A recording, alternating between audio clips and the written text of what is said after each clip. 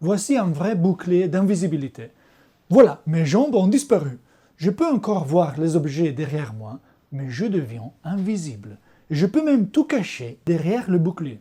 Il ne s'agit pas de magie, mais de science, et plus précisément de physique optique. Et comme je suis physicien, nous allons aujourd'hui comprendre comment fonctionne ce bouclier d'invisibilité.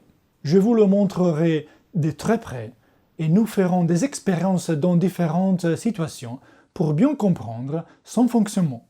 Tout d'abord, le bouclier semble transparent. Par exemple, ici, je vois le petit mur et la rambarde derrière le bouclier. Mais en réalité, je suis derrière. Vous vous y attendiez?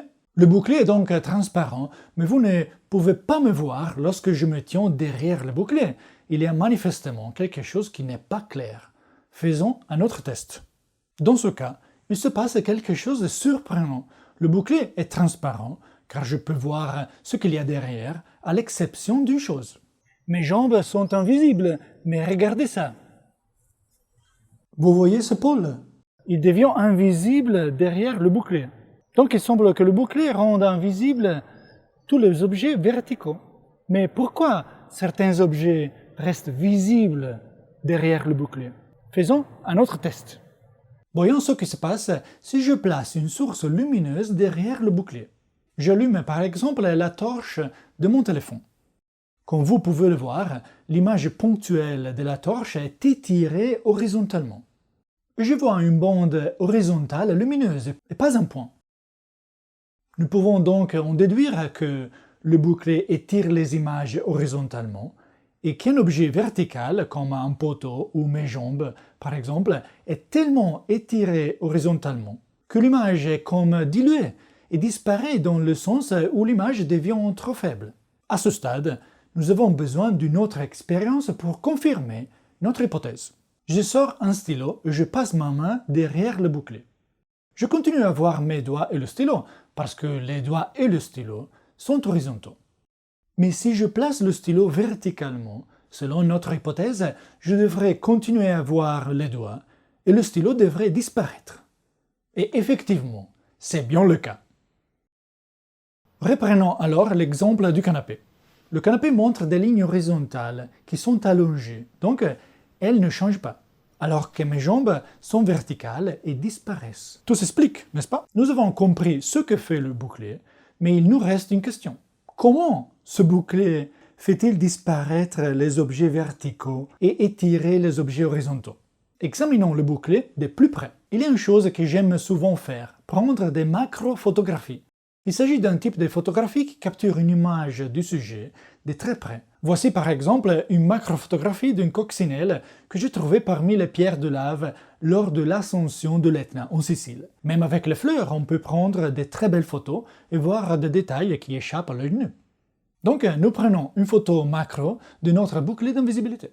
Il n'est pas nécessaire d'acheter un appareil photo réflexe avec un objectif spécial. De nombreux téléphones possèdent cette fonction. Sur le mien, par exemple, il suffit d'aller dans Pro, Objectif, Macro. Approchons-nous du bouclier. Vous voyez, le bouclier est recouvert de ces minuscules lentilles.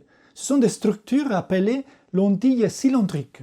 En anglais, on les retrouve souvent sous le nom de lenticular lenses. Lorsque je pose le bouclier sur le sol, chaque lentille est positionnée verticalement. Dans le bouclier que j'utilise, il y a 36 lentilles tous les centimètres.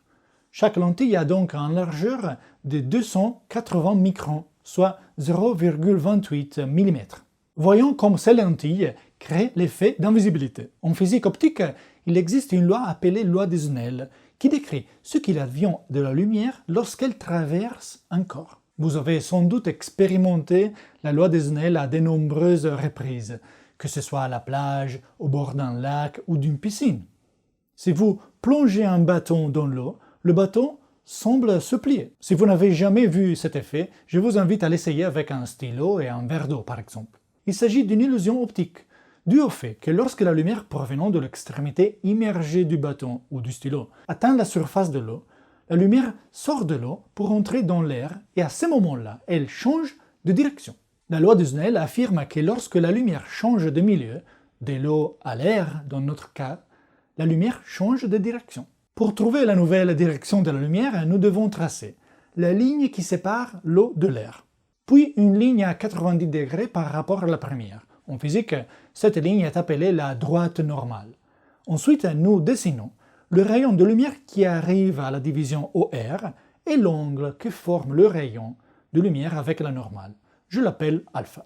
Nous avons presque terminé. Nous dessinons maintenant le rayon de lumière qui sort. Et voici un point très intéressant concernant la lumière. Dans le vide, la lumière se déplace à 300 000 km par seconde, ou pour être précis, à 299 792 458 km par seconde. Mais lorsque la lumière traverse un matériau transparent, comme nos lentilles, elle se déplace plus lentement. Par exemple, dans le verre, la lumière voyage jusqu'à 2 fois plus lentement que dans le vide. Dans l'eau, elle est 33% plus lente que dans le vide.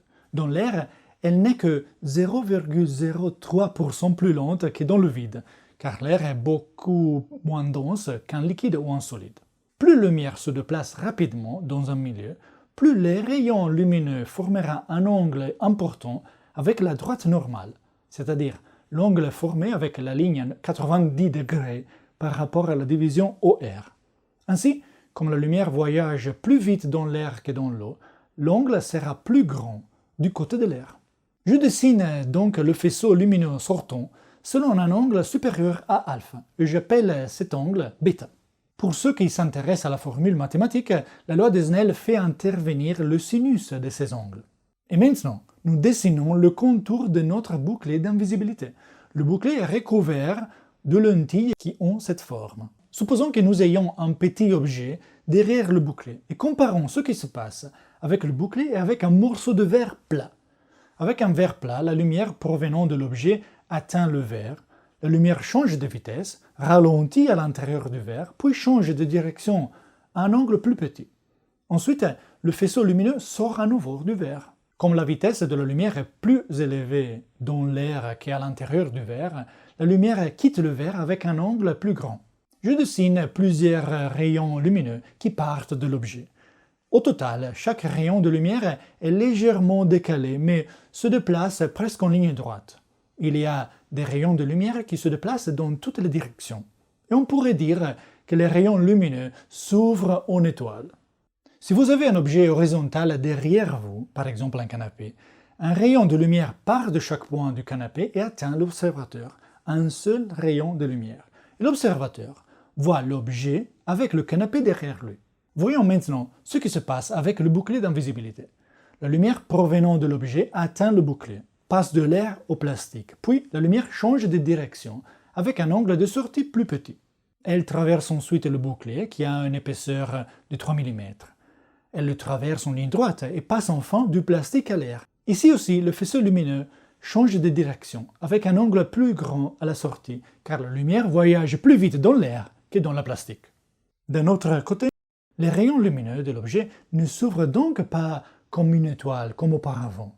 Avec le bouclier, les rayons lumineux deviennent tous plus parallèles.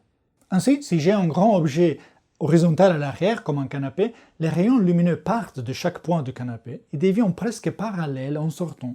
Et l'observateur voit l'image du canapé s'étirer horizontalement. Ainsi, même s'il y a un objet ou une personne devant le canapé, un objet essentiellement vertical, l'observateur reçoit des photons de la personne, plus des photons du côté droit du canapé et du côté gauche du canapé, qui s'additionnent et donnent une image unique du canapé.